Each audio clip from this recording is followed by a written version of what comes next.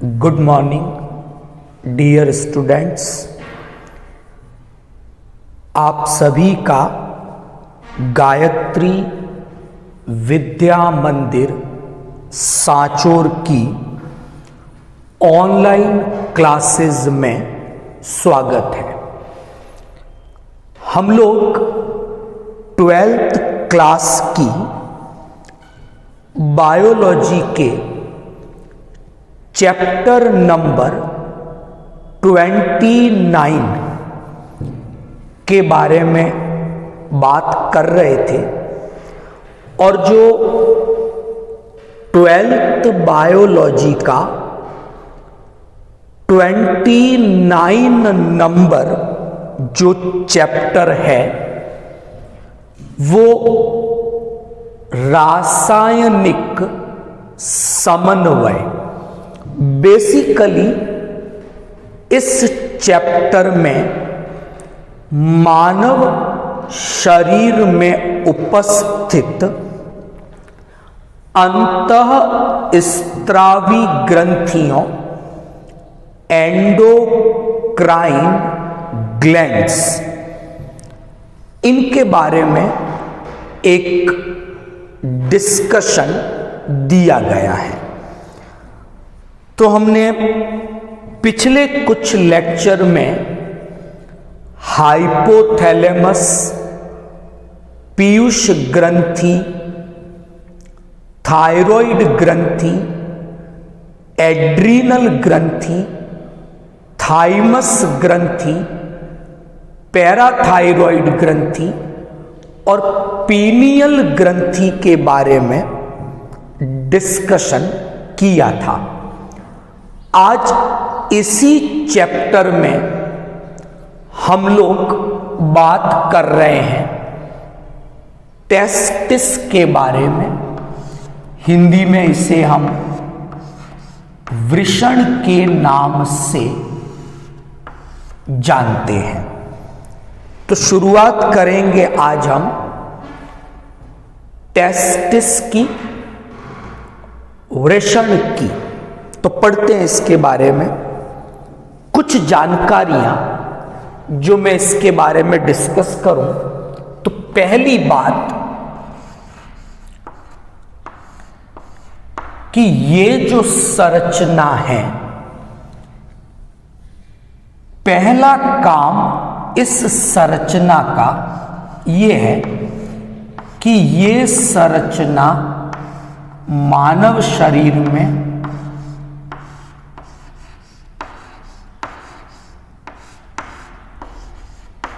मुख्य नर जनन अंग का कार्य करता है। तो ये मानव शरीर का मेन रिप्रोडक्टिव ऑर्गन है, अंग है। और यहीं पर नर युग्मक शुक्राणुओं के निर्माण की क्रिया होती है। इसके अलावा ये जो संरचना है ये एक अंतःस्त्रावी ग्रंथि का भी कार्य करती है। और ये एक अंतःस्त्रावी ग्रंथि है और इस कारण इस संरचना के द्वारा कुछ हार्मोन भी स्त्रावित किए जाते हैं। तो यहां हम ये बात कर रहे हैं कि जो टेस्टिस है या जो ये वृषण नामक संरचना है,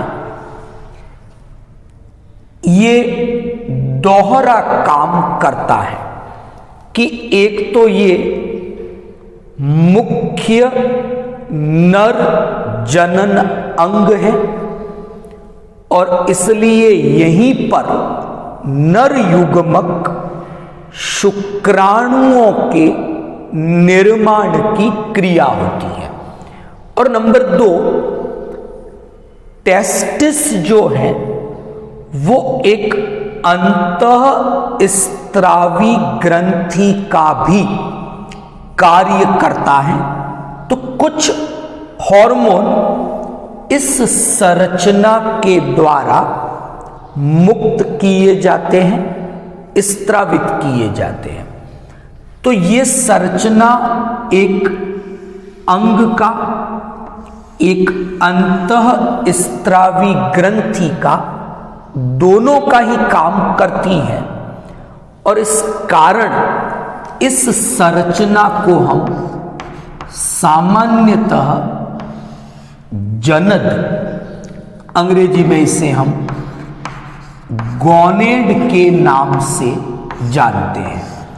और यह संरचना नर सदस्य में है, मेल पार्टनर के शरीर में है, इसलिए वृषण को नर जनद, मेल गोनेड के नाम से जाना जाता है। तो एक जानकारी आपको यहां समझ में आई। नंबर 2, अब इस चैप्टर में हम टेस्टिस जो है उससे संबंधित इस वाली जानकारी पे बात करेंगे कि जो टेस्टिस है वो एक अंतःस्त्रावी ग्रंथि है, एंडोक्राइन ग्लैंड है। वो कौन से हार्मोन स्त्रावित करता है और फिर वो हार्मोन कौन से कार्य करते हैं, इस पर हम बात करेंगे। तो शुरू करते हैं आज के टॉपिक को। तो बात करेंगे पहले टेस्टिस की स्ट्रक्चर की। तो मैं यहां बात करूंगा टेस्टिस में उपस्थित 3 प्रकार की कोशिकाओं के बारे में, सेल्स के बारे में।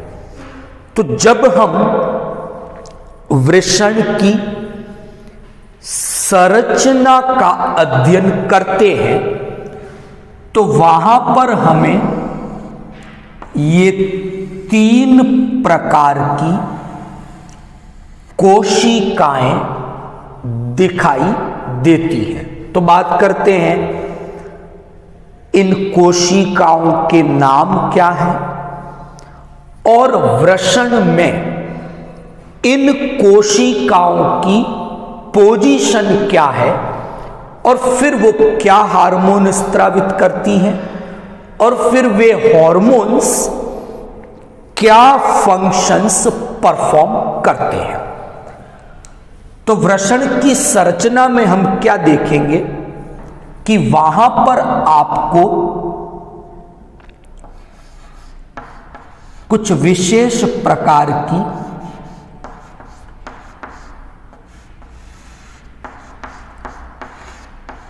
नलिकाएं दिखती हैं। इन नलिकाओं का नाम है शुक्र जनन नलिकाएं। अंग्रेजी में बहुत प्रचलित नाम है इनके लिए सेमिनिफेरस ट्यूब्यूल। तो आप देखोगे वृषण की संरचना में कुछ नलिकाएं दिखती हैं जिन्हें सेमिनिफेरस ट्यूब्यूल्स, शुक्र जनन नलिकाएं कहा जाता है। क्या देखेंगे हम कि इन नलिकाओं के भीतर ये 2 प्रकार की कोशिकाएं दिखती हैं। पहले प्रकार की कोशिकाएं आपके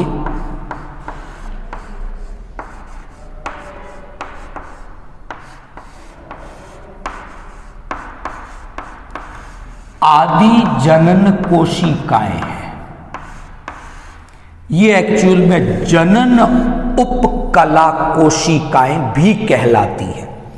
तो आप इन्हें आदि जनन कोशिकाएं कह सकते हो, जनन उपकला कोशिकाएं कह सकते हो। और यही वो कोशिकाएं हैं जो शुक्र जनन की क्रिया में भाग लेती हैं और इन्हीं कोशिकाओं से शुक्र जनन की क्रिया द्वारा शुक्राणुओं का निर्माण होता है। तो ये कोशिकाएं कहां हैं वृषण के अंदर?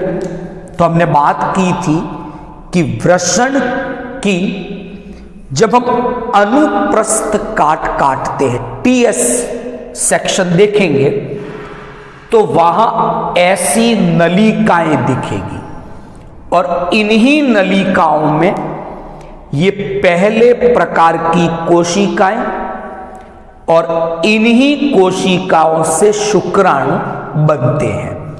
नंबर 2, इन्हीं नलिकाओं के अंदर दूसरे प्रकार की कोशिकाएं और हैं जिन्हें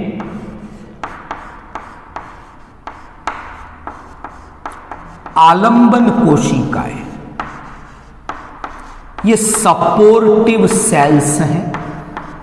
इन्हें और भी कई नामों से, इन्हें नर्स कोशिका, सर्टोली कोशिका, इन नामों से भी जाना जाता है। तो ये दूसरे प्रकार की कोशिकाएं हैं जो शुक्र जनन नलिकाओं में उपस्थित होती है। तो ये जो आलंबन कोशिकाएं हैं, नर्स या सर्टोली कोशिकाएं, इनका एक काम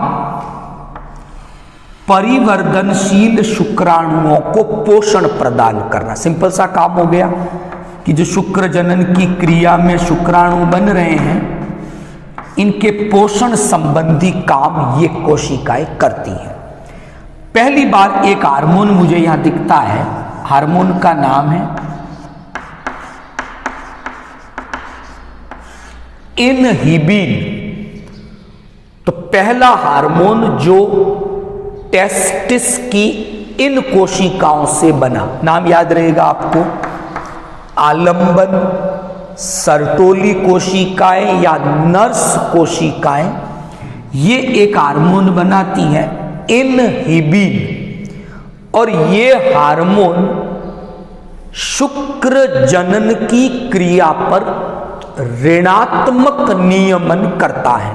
यानी जब शुक्राणु पर्याप्त संख्या में बन गए तो शुक्र जनन की क्रिया को रोका जाए, ये काम इस हार्मोन का है और वो इन कोशिकाओं के द्वारा बनता है। एक चीज, इन्हीं कोशिकाओं के द्वारा एक और कारक बनाया जाता है, उसका नाम है एंटी मुलेरियन हार्मोन। इसका भी मैं काम डिस्कस कर लूं। भ्रूण अवस्था में क्या है, 2 प्रकार की नलिकाएं होती हैं। एक नलिका का नाम है वॉल्फियन नलिका और दूसरी नलिका का नाम है मुलेरियन नलिका। ठीक, मुलेरियन नलिका परिवर्धन के दौरान अंडवाहिनी बनाती है, वॉल्फियन नलिका परिवहन के दौरान शुक्रवाहिनी बनाती है। अब अगर भ्रूण में टेस्टिस है तो आवश्यकता होगी केवल किसकी? शुक्रवाहिनी की। अंडवाहिनी की नर सदस्य को कोई जरूरत नहीं है। तो भ्रूणीय परिवर्धन के दौरान ये वाली कोशिकाएं ये एक हार्मोन बनाती हैं जो मुलेरियन नलिका के विकास को अवरुद्ध कर देगी। यानी वहां अंडवाहिनी का निर्माण नहीं होगा क्योंकि आवश्यकता नहीं है। तो ये दो हार्मोन मैंने पहले डिस्कस किए टेस्टिस के। दोनों ही हार्मोन आलंबन कोशिकाएं, नर्स कोशिकाएं या सर्टोली कोशिकाओं के द्वारा बनाए जाते हैं। कोशिकाओं की पोजीशन कहां है? वृषण में सेमिनिफेरस ट्यूब्यूल्स है वहां पर। अब मैं बात करूंगा टेस्टिस में उपस्थित तीसरी कोशिकाओं के बारे में। इन कोशिकाओं को दो अलग अलग नामों से जाना जाता है, लैडिंग कोशिकाएं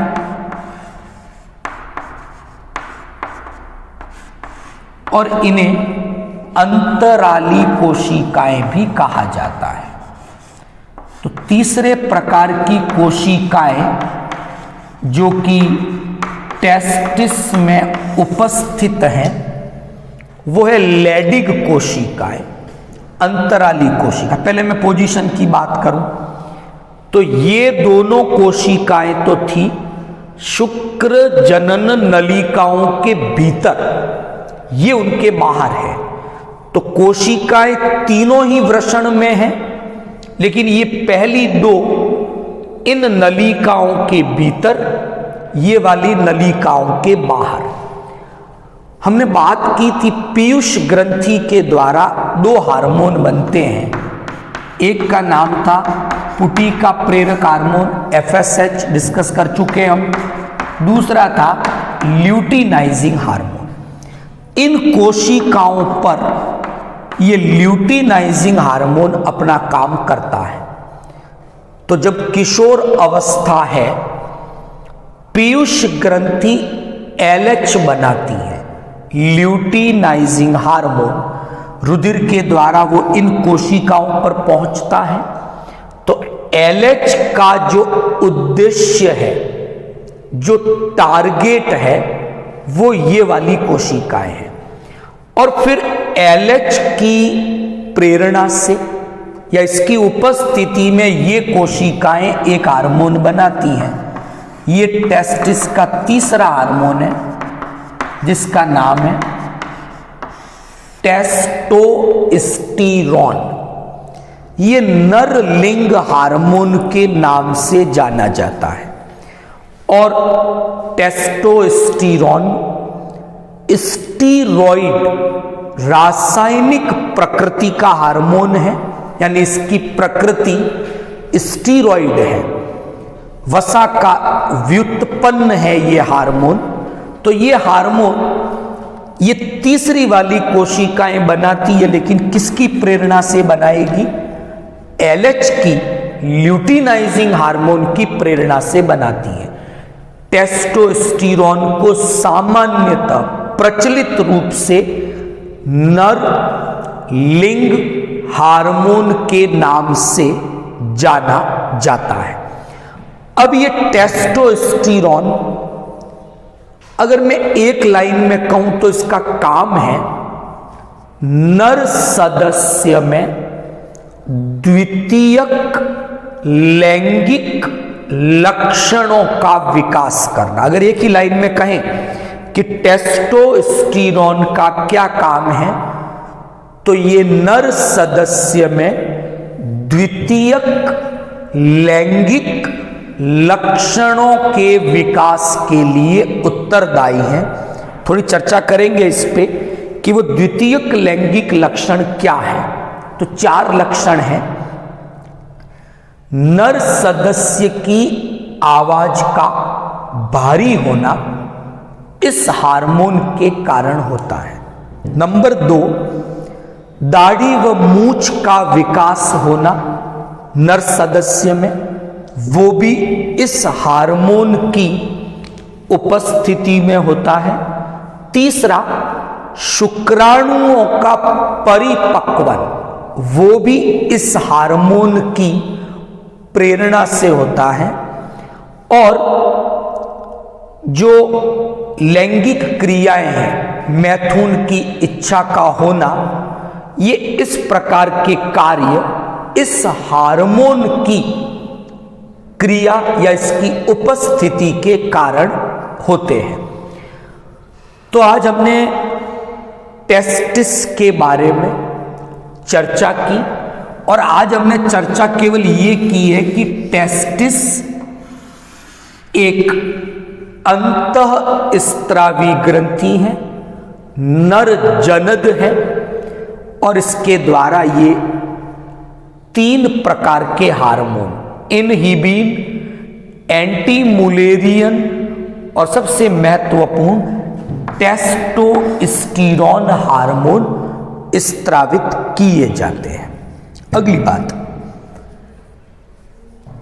कई बार क्या किया जाता है कि जंतुओं में सामान्यतः हम देखते हैं ऐसा किया जाता है कि शल्य चिकित्सा के द्वारा, सर्जरी के द्वारा नर सदस्य के शरीर से टेस्टिस को, वृषण को काट कर अलग कर दिया जाता है। इस घटना को बधियाकरण या जनद नाशन कहा जाता है। अब बधियाकरण का फायदा क्या हुआ कि ऐसे जो नर जंतु हैं ये शांत प्रकृति के हो जाते हैं और शांत प्रकृति के हैं तो कई प्रकार के कार्यों में, बोझा ढोने के अंदर और भी कई ऐसे कार्य है उनमें इन शांत जंतुओं का उपयोग सफलतापूर्वक किया जा सकता है। तो बधियाकरण की एक क्रिया है, वो क्या है या जनद नाशन किसे कहते हैं? तो सिंपल सी बात है, घरेलू जो पशु होते हैं जनरली बैलों के अंदर, घोड़ों के अंदर ये बधियाकरण का कार्य किया जाता है।